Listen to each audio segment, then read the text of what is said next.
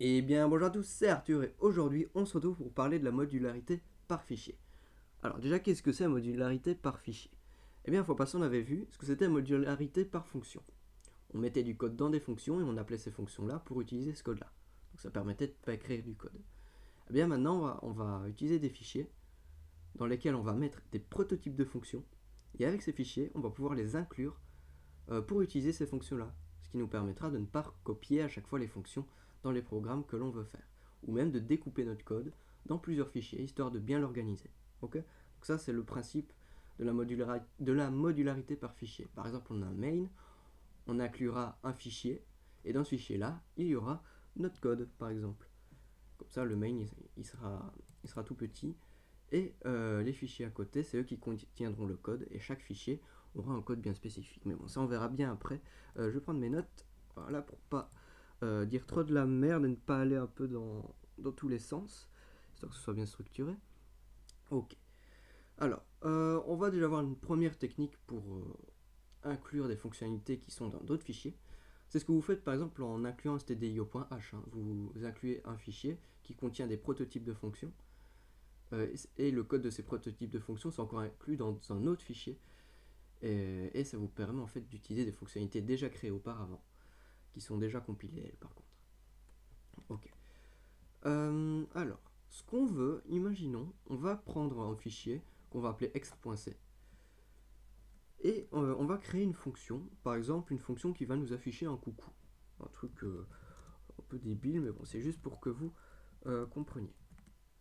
Hop, et on va afficher un coucou. J'ai inclus d'ailleurs stdio.h pour pouvoir inclure printf. Hein. Printf dont le prototype est dans stdio.h. D'accord. Mais avec les include, on verra encore après les petites subtilités qu'il y a avec ça. Mais là, pour le moment, on va avoir vraiment la base des bases pour inclure des fonctionnalités. Ok. Alors, on a une fonction coucou dans un autre fichier, ext.c, et on veut l'utiliser dans le main.c. Ce qu'on veut, c'est pouvoir faire ça sans souci. Le problème ici, c'est que lorsqu'on va compiler, il va y avoir un petit problème.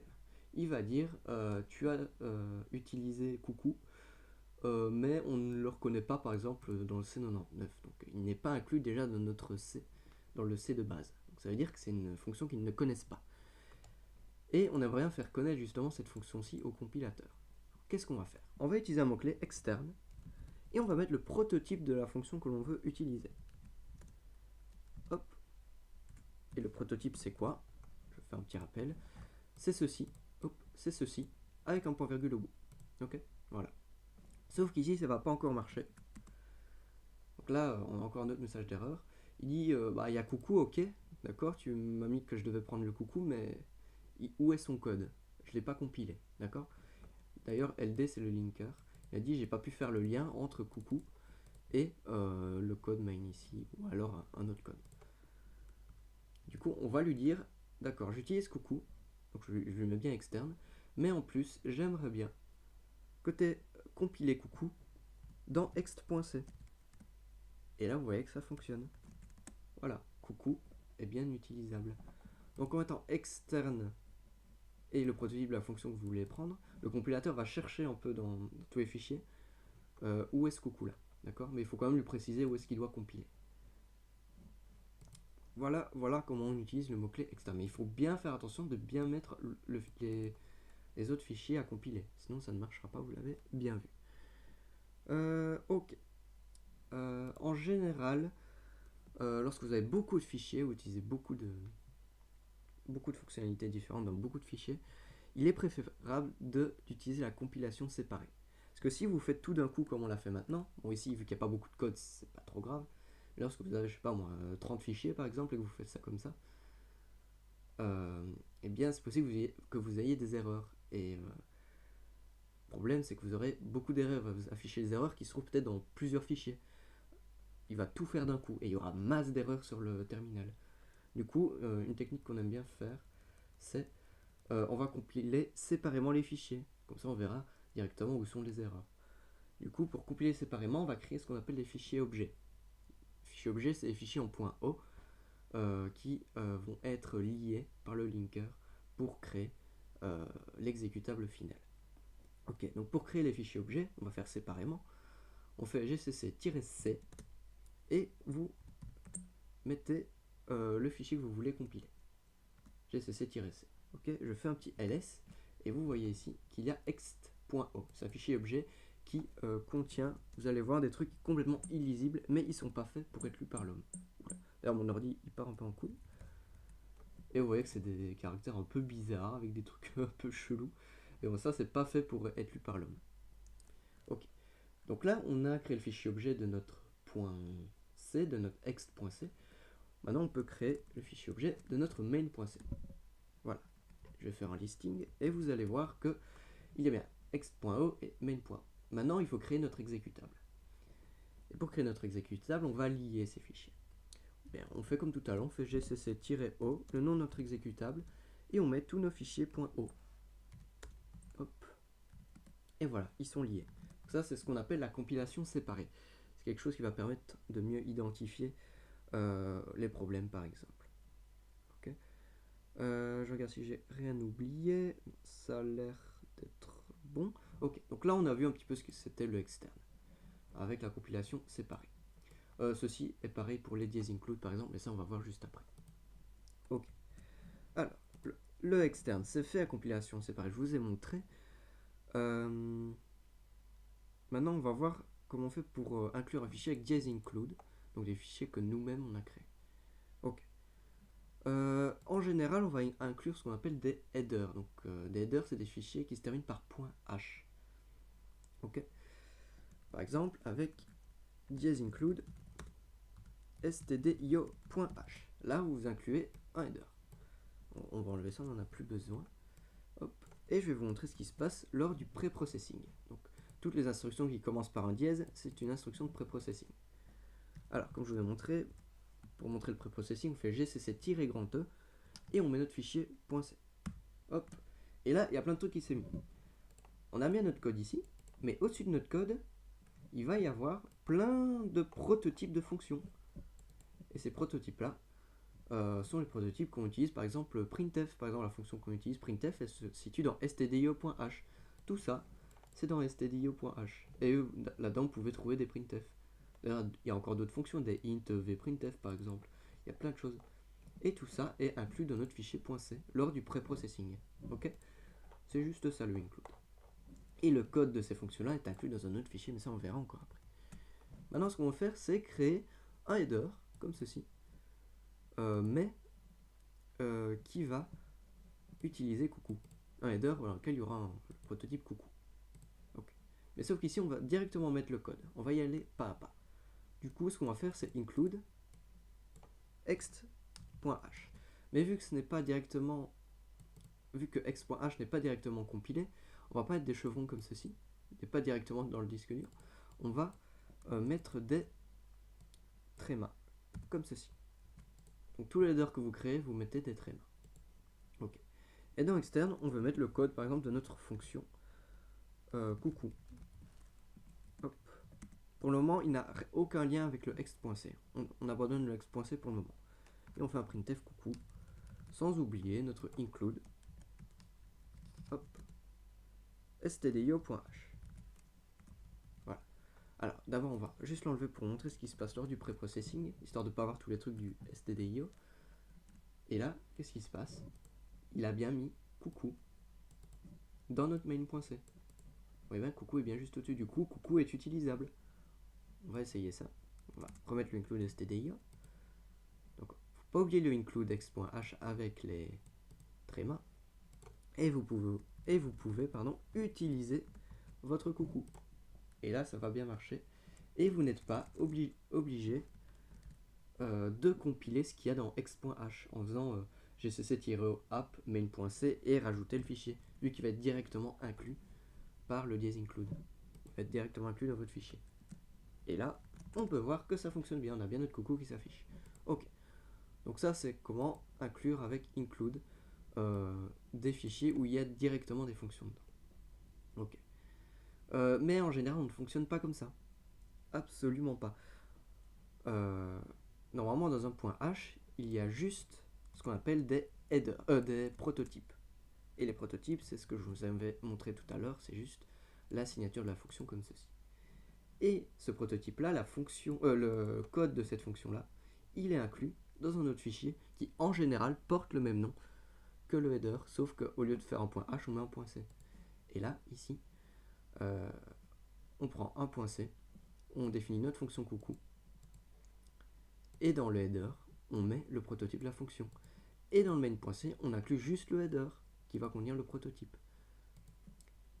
Et ici, ah oui, il faut lui informer que le prototype de sa fonction à lui se trouve dans le header. Vous devez mettre include ext.h pour faire le lien. D'accord? Donc on récapitule. Le main.c va inclure un header. Ce header va contenir des prototypes de fonctions. Et le code de ces prototypes de fonctions se situe dans un fichier .c qui va inclure ce même header. Et le code de la fonction s'y trouvera. D'accord? Ok, donc une fois qu'on a fait ça, on peut essayer de le compiler. Maintenant, il va y avoir un petit problème. Voilà, il dit coucou n'est pas trouvable. Ah bah oui, parce que dans le main.c, lui, il va juste inclure, on va faire le préprocessing, hop, lui, il va juste inclure le prototype, mais il n'y a pas le code qui est défini. Et bien du coup, ce qu'on va faire, c'est, on va faire comme tout à l'heure, une compilation avec plusieurs fichiers, ext.c. On va rajouter ext.c pour lui dire, d'accord, tu inclus peut-être le header, mais le code doit être compilé dans le fichier .c. D'accord? C'est comme ça qu'on fonctionne. Et bien sûr, la compilation séparée est de mise. C'est plus correct lorsque vous avez beaucoup de fichiers de voir où sont les erreurs en faisant la compilation séparée. Mais bon, ici, vu qu'on n'a pas grand-chose, bon, c'est pas obligé de le faire. Hop. Et ensuite, vous liez le tout. Vous liez les fichiers objets. Hop. Et voilà, ouais. Mais bon, ça c'est plus long, mais il y a moyen d'automatiser tout ça avec ce qu'on appelle des makefiles, mais ça on verra bien plus tard. Au début, faites juste ceci, vu que les projets ne sont pas vraiment énormes. Et là, vous voyez que ça marche bien. Donc c'est comme ça qu'il faut faire. Ok. Maintenant, il y a une autre petite, particularité, ce qu'on appelle l'inclusion multiple. Dans des grands projets, vous pouvez avoir plusieurs fichiers qui incluent le même fichier. Et parfois, des trucs, c'est possible qu'il y ait une erreur d'inclusion multiple. Vous incluez plusieurs fois le même fichier. Parce que c'est un peu le bordel partout. Et bien pour ça, il y a ce qu'on appelle les gardiens. C'est dire, si tu l'inclus une seule fois, bah, tu n'es plus obligé de l'inclure une autre fois, par exemple. Ok. Et pour ça, qu'est-ce qu'on fait? Il y a une forme, c'est si une certaine macro, c'est vous qui décidez, mais en général, elle porte le même nom que le fichier en majuscule avec deux underscores de part et d'autre. Si ceci n'est pas défini, eh bien tu le définis. Donc si ceci n'est pas défini, tu le définis et en même temps, tu crées justement tous les prototypes de fonctions. Et ensuite, tu arrêtes la condition. Okay, donc ça, les directives de préprocesseur, on les avait vues dans la toute première vidéo. Si vous ne savez pas, allez la voir, c'est la troisième partie de la première vidéo, parce qu'elle est assez longue. Ok. Donc ça dit, en gros, je répète, en gros, si tu n'as pas encore inclus ce header-ci dans ce fichier, imaginons, eh bien, tu définis ceci. Et en même temps, tu crées les fonctionnalités. Et si plus tard, vous essayez de redéfinir ce header-ci, mais qu'il a déjà été inclus, eh bien il détectera que ext a déjà été défini et du coup il ne créera pas tout le reste. Okay, mais bon, ça il faut avoir la logique des directives de préprocesseur. Ça en général on le met avant chaque header, sans oublier le endif à la fin. Ça ne changera rien ici, hein, c'est juste une protection. Voilà. D'ailleurs j'ai jamais vérifié. On va essayer de faire le -e de ext.h. Voilà. Donc, ici étant donné qu'il n'est inclus qu'une seule fois, il va mettre void coucou, donc il va bien mettre ce qui est défini. Maintenant, imaginez si je mets que si ceci est défini, tu définis tout ça. Bon là ça ne veut rien dire, mais vous allez voir qu'en faisant ceci, bah là il n'inclut plus rien, vu qu'il n'est pas défini de base ce truc là. Du coup il va rien définir après. Donc ça, vous allez voir ça dans les directives de préprocesseur dans la première vidéo. Ok. Donc voilà la forme la plus classique qu'on utilise pour créer des headers et faire plein de fonctionnalités. En général, vous avez énormément de fonctions là-dedans. Vous pouvez en avoir vraiment plusieurs. Alors, faire l'inclusion multiple comme ceci, donc évite les problèmes de compilation avec l'inclusion multiple. Mais aussi ça réduit la taille des fichiers objets, vu que vous n'incluez qu'une seule fois, donc vous incluez que ce qui est utile. Donc ça réduit la taille des fichiers objets. Ça évite aussi les problèmes de temps de compilation. Le temps de compilation est amélioré, voilà ce que je veux dire. Vu que vous incluez un peu moins de fichiers grâce à ce garnier-là. Ok. Une dernière chose, puis après on arrêtera la vidéo ici. Vous pouvez aussi inclure des variables, aussi variables globales, mais bon ça en général on n'utilise pas trop. On pourrait définir une variable set par exemple. Mais ici normalement il me mettra un petit problème, voilà.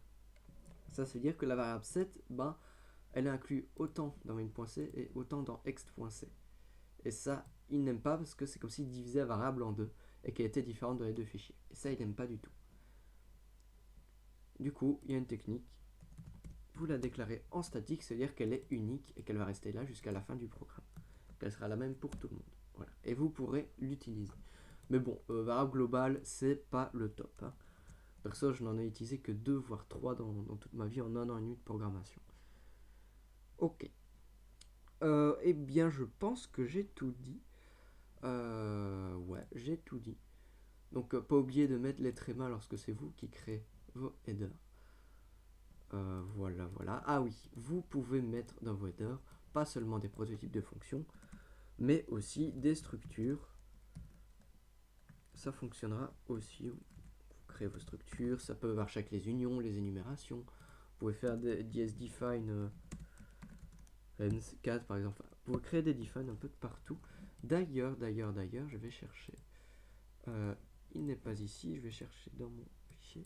Voilà, ici, vous avez un header bitopt.h avec plein de macros ici. Ok. Que l'on peut inclure. On va faire expérience bitopt. Non, comment je l'ai appelé? Bitop. Bitop.h et ça va inclure normalement tout ceci. Ok. Hop. Voilà, voilà. Ça marchera. Donc vous pouvez inclure vraiment tout, des define, des prototypes de fonctions, des structures, des énumérations, des unions, un petit peu de tout, même du code, on l'a vu tout à l'heure, donc ça on s'en fiche, voilà. Hop, voilà. Donc ceci c'est vraiment très utile, il y a des projets qui prennent des centaines de headers par exemple, d'ailleurs je vais essayer de vous en montrer un, c'est du C++ mais c'est le même principe. Hop, je vais vite essayer de le chercher, hop, voilà. Par exemple ici vous avez, j'ai créé fichier, j'ai créé un projet où je crée comment ça s'appelle, des outils pour faire des jeux vidéo par exemple. Alors c'est en C++, du coup les fichiers c'est pas des C mais des CPP et les headers c'est pas des .h mais des HPP, mais c'est le même principe. Donc je vais vous en montrer un vite fait. Hop, voilà, ça c'est un header avec des define dedans, avec les gardiens, avec une énumération par exemple, ce qui s'apparente à une structure entre guillemets, mais c'est pas une structure, avec des prototypes de fonctions un peu partout. Ça en avait vraiment beaucoup. C'est le même principe en C++. C'est pour ça que je vous le montre, parce que je crois que je n'ai que celui-là sous la main. Je vais vous en montrer en C parce que je viens de m'en souvenir. Hop, il y a un petit peu de tout. Datalist par exemple. Hop, regardez ici, j'ai deux petits fichiers, ce sont des listes chaînées, on verra plus tard. Hop, et vous voyez ici, il y a plein de headers, il y a plein de prototypes. Ici, il y a des structures. Et dedans, j'ai tout le code qui s'apparente justement au list.h. Sans oublier d'inclure le list.h, vu que c'est le même fichier, là où sont créés les codes des prototypes. Vous voyez que... Voilà. Là, c'est juste des exemples pour montrer à quoi ça sert un header, à quoi ça ressemble. Ok. Voilà, je crois qu'on a terminé ici. J'espère que la vidéo vous aura plu, j'espère que je vous aurai appris des choses. Et on se retrouve dans la prochaine vidéo, je reprends mes notes, qui parlera du plus gros morceau du langage C, les pointeurs. Et ça va être génial, parce qu'on va se casser la tête, ça va être trop bien. Allez, à la prochaine les gens, pour une prochaine vidéo. Tchuss!